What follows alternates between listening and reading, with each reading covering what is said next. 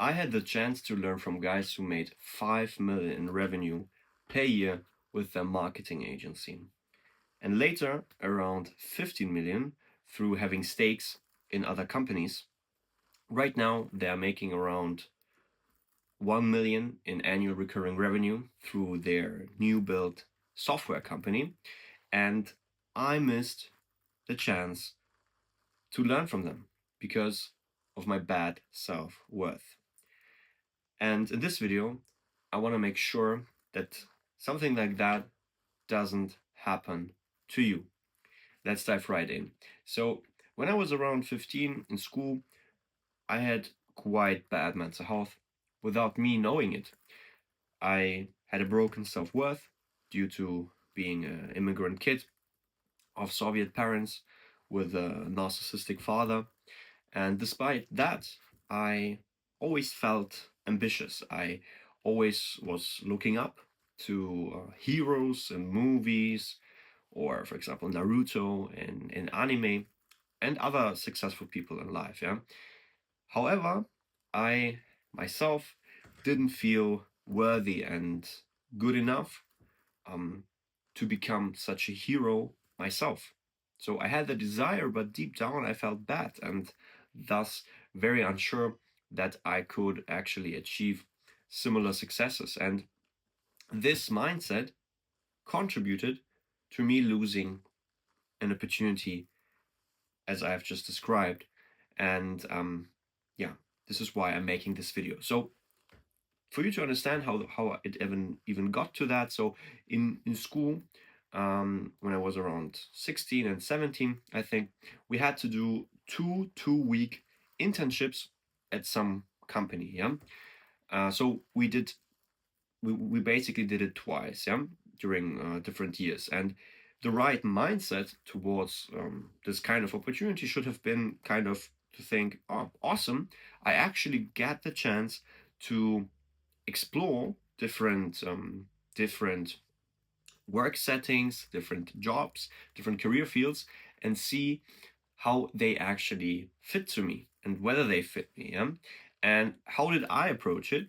So I thought basically that how can I enable myself 2 weeks of extra holidays during this internship time. This was the mindset with which I approached it.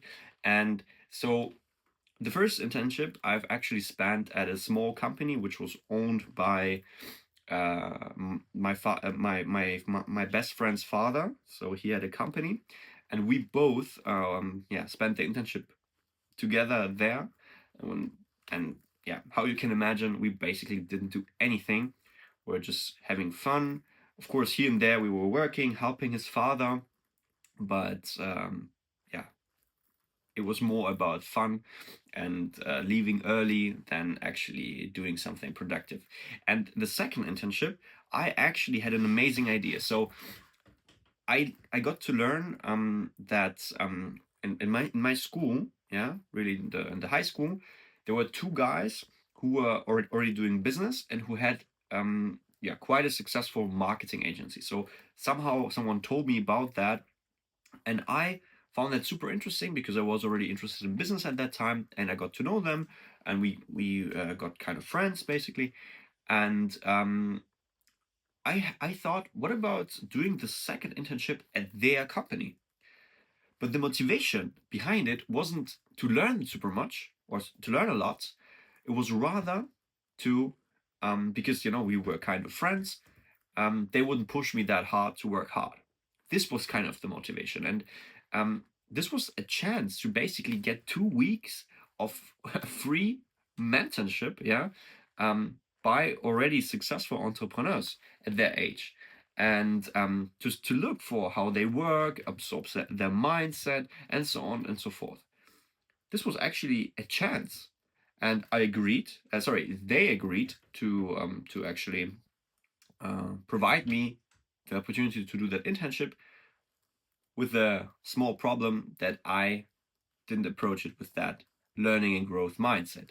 So what I did in practice was that I actually did nothing. So I I asked them whether they would allow me to work from home, and whether it would be fine to choose my own working hours that I found appealing. And actually, they agreed to that. And so I woke up between 11 and 1 p.m. Think about it, 11 and 1 p.m. Sounds crazy to even myself to think about it, because, for example, right now I'm recording this video at, I think it's 9 in the morning on the weekend.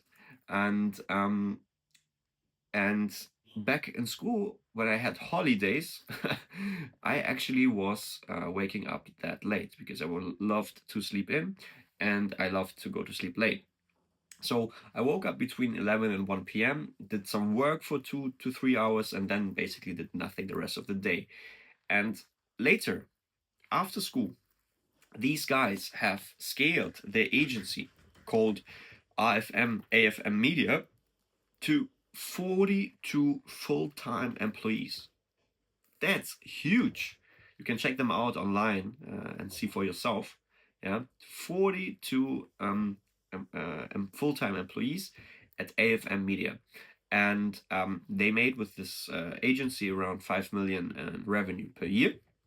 And later they achieved 15 million in revenue through having shares also in other companies. And later on that they decided to go into a different business. From what I know, they closed this agency and started their own software company, which is now making around like 1 million in annual revenue and annual recurring revenue, by the way. It's called alfima.io. You can also check them out, see for yourself how successful they became.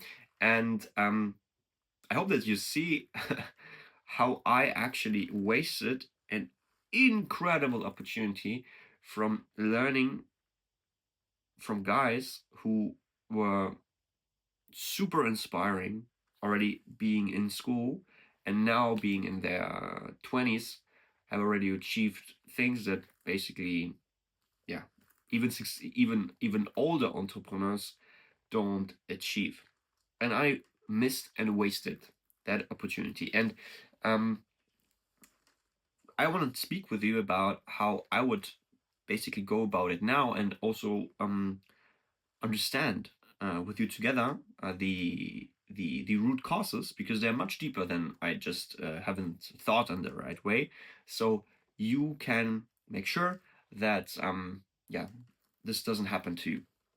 So um, I think the root cause of me approaching the opportunity and in the way I did was my destroyed self-worth. Yeah, that was destroyed when I grew up. And I think the topic of self-worth is like, if you want to become successful, I would say in anything, and no matter what exactly your plans are, I think this is like the most important thing, actually, because this is the root of everything. And I think it deserves an own video, but I want to briefly touch upon what it actually is, what is self-worth, and so you get an understanding. So why does it play an important role for your future self? So I would describe the self-worth as kind of the immune system of the soul. Okay, so you have a immune system of your physical body, right? And what is its mission? It prevents you from getting sick from outside bacteria, viruses, and if it functions properly, it also is not attacking itself. Yeah, because there are things like an autoimmune disease, yeah, autoimmune illnesses where the body is actually attacking itself. For example, type 1 diabetes. Yeah, if your immune system functions properly, it protects you from outside influences, in this case bacteria and viruses, but also is basically not destroying itself, kind of. Yeah, it's not attacking itself from the inside. Yeah, this is a functioning immune system. Now in the case of the soul, it works kind of in the same way. So if you have bad self-worth, you are basically getting constantly affected by the social world outside of you. Yeah, you easily get hurt by how others treat you. You um you easily get hurt by what they say to you. Yeah, and by how they think about you, and most importantly, you are much more likely to project um, negative things on their behavior. So if someone gives you like some kind of look, you directly think, for example, that they don't like you, yeah. Or if they say something to you, you are much more likely to think that they said it because, I don't know, they don't like you, or they don't want you, or they wanted to hurt you, and stuff like that, even though it might not be the case, yeah.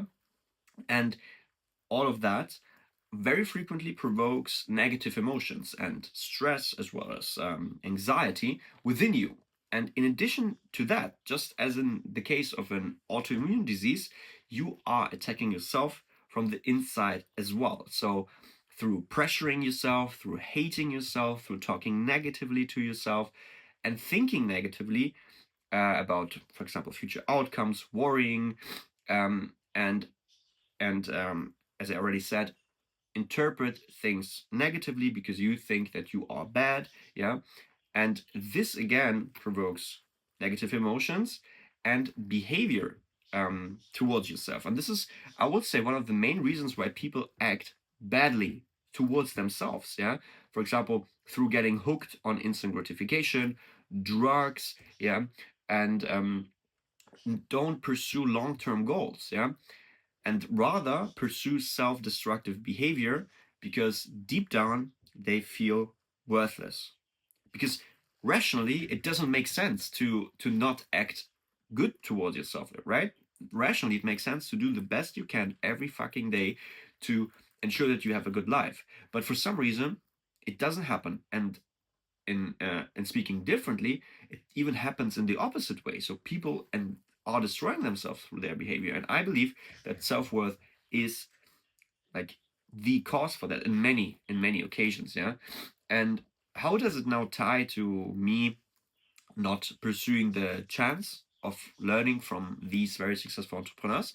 So first, even though I actually wanted similar outcomes to them, I think deep down I thought that I wasn't good enough to achieve similar results as these guys. And this created like a direct barrier, yeah, to getting mentored, because what is the point of getting mentored if you don't think that you can achieve these results anyway, you know? And I hope that you see the point. And the second reason, or the second problem, I think, was a protection strategy from responsibility. Yeah. So, um, as I said, deep down, I wanted the same outcomes, but because I felt bad about being me, and I felt like I could not figure out how to achieve these desired outcomes, um, this led to some kind of powerlessness, yeah, towards the goal, and to basically protect myself from the feeling of not knowing how I could achieve the outcomes, the powerlessness, quite uncomfortable emotions, I rather pursued comfortable activities like watching series, social media, sexual instant gratification, um, because they would provide me kind of an escape, protection from these uncomfortable negative emotions and distract me. Yeah. And thus ensuring that I'm feeling okay, and this is why it's actually called a protection strategy of your psyche, because it protects you from, in this case, negative emotions, but actually contributes to quite bad outcomes. And this is why you have to understand those protection strategies. You have to know about them because they are driving your life in directions that aren't good for you. And another example that is very relatable is, for example, um, I don't know, not approaching a girl that you would like to approach because, for example, you get anxiety, yeah, to do that. And as a protection strategy, you, I don't know, go on social media and scroll. And then the chance to approach the girl passes by because, for example, she leaves the gym, or she, I don't know, starts her workout, or she finishes her workout. And this behavior is protecting you from the negative emotions, the anxiety that you were facing, and thus on the one hand, ensuring that you feel good, but on the other hand, the most important part, it's robbing you the opportunity. And this is why I want to make you aware of that. So, two main points. First, bad self-worth that's contributing to me feeling um, not even feeling of capable to achieve the same outcomes, and thus basically not even asking for mentorship, because what is the point if I can't achieve it anyway? And the second, um, if I considering basically pursuing that goal, yeah, of the success that they had, powerlessness in regard of how should I achieve it? There's so many uncertainties, so many unclarities. This provokes negative emotions, and thus I distract myself with comforting activities, and in the end lose the opportunity. So I hope that I could make those clear. Why this even happened, because it's much deeper than I was just thinking wrongly. And let's make it now practical for you, yeah, because in the end I want to make this practical, that you have action steps that you can just pursue after this video. So let's first speak about how you can spot opportunities like that, then how you can improve self-worth so you avoid sabotaging yourself, yeah, and lastly, which mindset I would recommend for your free time, uh, yeah, being a teenager in school, yeah. So let's go. How do you spot opportunities like that? So in my case, I was very fortunate that, I mean, I had young entrepreneurs at my school. I don't think that this is like a normal thing that happens, um, but this is in general a subject I also touch upon in my life setup course. And I think it's very important to talk to anyone in your year in school, also to people who are 1 year above you, because there might be very interesting people there and you just don't know about them and you're missing out on the chance. And in addition to that, I would also recommend to pursue some activities on the weekend or outside of school in your free time, like for example a robotics club, science club, Boy Scouts club, yeah, where you can meet other interesting people. And when you are like talking to like many different people, of course, always look for kindness. Look whether they are friendly, how they are treating others, and don't pay attention so much to like social status and yeah, bullshit like that. I think it's completely uh, don't pay attention to that, because there are so many people who don't have a like high social status but are very interesting, super kind, and actually have high potential. This is why don't pay attention to that. And what is important about that, look at the trajectory of the people, yeah? Where do you think will they be in 5 to 10 years based on how they think and what they are doing in their free time? Yeah, and of course, that's difficult to predict. And even if someone, I don't know, um, is is doing is not thinking like, let's say, long term or big right now, it doesn't mean that this will be the same in the future. But I think it's still helpful to think in that way. So I think if someone is doing interesting things and yeah, already in his or her teens and is already thinking long term, I think there is a certain likelihood that he or she will continue to do that in the future, and also the other way around. So if someone is hooked on instant gratification early, often, of course not always, this continues also in the future. So this is also one of the reasons why I think that people who, for example, were overweight in their teens often stay overweight after, yeah, because we humans are creatures of habit. And when you spot people on a cool trajectory where you think, oh, damn, they're kind, they are thinking in an interesting way, long term, doing cool stuff, girls or boys, connect to them deeper, yeah, spend a break with them, ask them many questions, maybe meet up with them like after school if you share similar interests and vibe together, and most importantly, learn from them, ask a lot of questions. And if they, for example, are also interested in achieving peak performance in school, yeah, for opening up amazing opportunities for themselves after high school, form a study group together. I think this would be amazing. And invite to that study group other people who have the same ambitions. Then you kind of create a peer group, yeah, of ambitious people in your class or your school, your year. And for example, if you meet guys like I did who are pursuing entrepreneurship, yeah, who are doing something in business, ask to work for them for free, yeah, for a month, for example, after school. Um, Ask them many questions, understand how they're working, their mindset, how they approach things. And if you really like the work and are actually able to achieve good results and can imagine yourself doing that in the future too, ask them whether you can join them as a co-founder, yeah, if you actually find it interesting. And if you somehow meet older entrepreneurs, I mean, like really like guys who are being 30 or older or whatever, also ask them many questions, and ask if you can work for them for free, for example, after school or for low payment, and try to learn as much as you can if you're interested in that, because those are actually quite cool opportunities.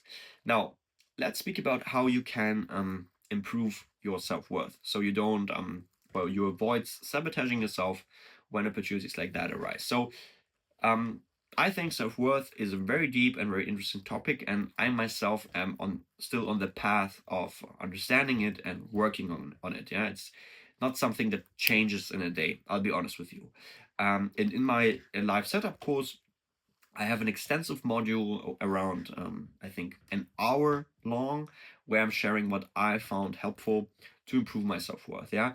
And in general, the course has the goal to share everything basically I know about using school in a way to open doors to very good universities, and with that, to very strong cohorts of people, and through that, to more ambitious and interesting careers. And I think mindset and mental health play a very important role in that. And if you're interested in these subjects, check out the second link in the description, and I'm happy to welcome you there. And by the way, if you're interested in a 1 hour call where I'll coach you for free, you can book yourself a slot using the first link in the description. Would be very excited to talk to you there. So in brief, if you can afford statutory or private psychotherapy through, for example, your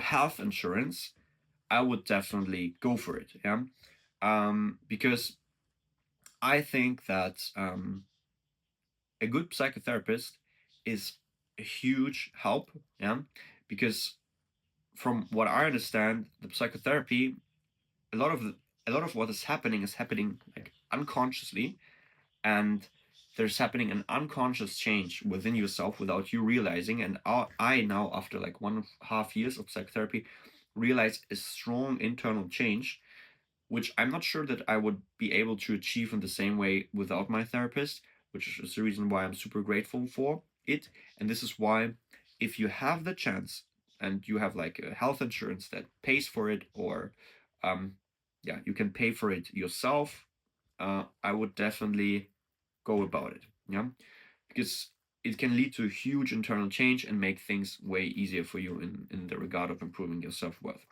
Now, what I would also do is I would also be proactive, yeah, and do things by myself. I would also always try to improve my situation myself. And in this regard, read the book The Child in You by Stephanie Stahl to understand your negative unconscious core beliefs and build positive core beliefs with time. Because this book is basically a lot about self-worth and protection strategies, and because there are many other protection strategies that are basically sabotaging you without you knowing it. And this book is awesome. Yeah, I would definitely go for it as well. Then I can really recommend you to read the book Mindful Self-Compassion by Christine Neff to build a much better relationship with yourself, and learn to treat yourself like you would treat a good friend. And another thing, I mean, I hope that you're already doing it, is going to the gym. Yeah, because in my opinion, starting to build your dream physique, yeah, and having a very good workout program as well as eating healthy, definitely yeah, plays a big role in improving self-worth, self-respect, and just helping you to feel better about yourself. So I can definitely recommend that. And also, which is a thing that helped me a lot, is setting long-term goals. Yeah, including if you're in school, improving your grades, and to set you up for exciting career opportunities. Because I personally believe that working on your future, yeah, and working on making it the best it could be, is on the one hand a strong sign of good self-worth, and in my opinion also improves your self-worth, because if you're basically showing yourself that you treat yourself good, that you respect yourself, and that you want to to help yourself to live the best possible life, you know, it it kind of signals to yourself that you like yourself, that you love yourself, and that you respect yourself. And I think this is one thing that helps to build and improve self-worth with time, especially when you start to get the fruits of it. Yeah, you start to, for example, getting admitted to a very good university. You see the progress in the gym. You uh, start feeling happier because you read those books. You implement what you read, and you just see, damn, I can treat myself well and can actually improve my life. And lastly, before we finish this video, which mindset I would recommend towards your free time. So I think the free time for someone in his or her teenage years has basically three main purposes. And this is also something I speak extensively about my life setup course, where I also give many ideas for things you can do in your free time to basically set your future self up in a better way. And so the first purpose, in my opinion, is development. Yeah, develop in fields that make you more capable and a well-rounded human being. For example, through learning to play an instrument. Yeah, learning additional languages, martial arts, dancing. Yeah, or for example, work opportunities where you can learn from interesting people. The second, in my opinion, purpose is yeah, your effort towards long-term goals. Yeah, for example, improving your grades and thus entering your dream degree at your dream university in your dream country. I think this is the second purpose of your free time, because I think it's very important to align your daily activities to where you want your future self to get. And for that, if you want to set up your future self in a better way, I think for an ambitious person, grades are important, and thus, yeah, effort should be aligned to that. And lastly, high quality relaxation. Yeah, and with that, I mean avoiding like low quality relaxation time, like I don't know, spending 2 hours on TikTok or binge watching Netflix series every day, or I know, playing video games. What I rather mean by that is, I know, going outside with a friend, doing some activities with friends. I know, meeting up and playing football, or meeting up for a movie night. I would even say, to be honest, like a nice house party.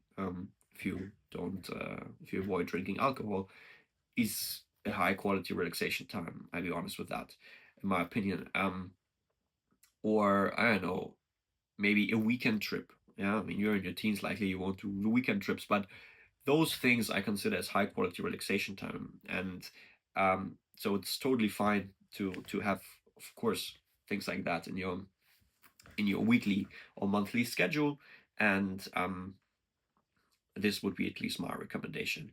So I hope that you can learn from these insights, and I hope that you through that these insights will help you to make use of exciting opportunities that arise for you. Yeah, and that you also, most importantly, are proactive about these opportunities, because I wouldn't have even gotten the opportunity to get the 2 week internship, even though I haven't made use of it, but I wouldn't have gotten it if I wouldn't have talked to these guys, approached them proactively, asked them questions, got interested in them, became friends with them. If I wouldn't have done that, nothing would have happened. And this is why I think the most important thing for that is to be proactive, to understand how your self worth is, how it is sabotaging you, and proactively improving it, either with a therapist or by yourself if you haven't the chance. So I'm looking forward to speak to you either in the 1 hour free call that you can book or welcome you in the live setup operating system, and wish you all the best. See you in the next video. Goodbye.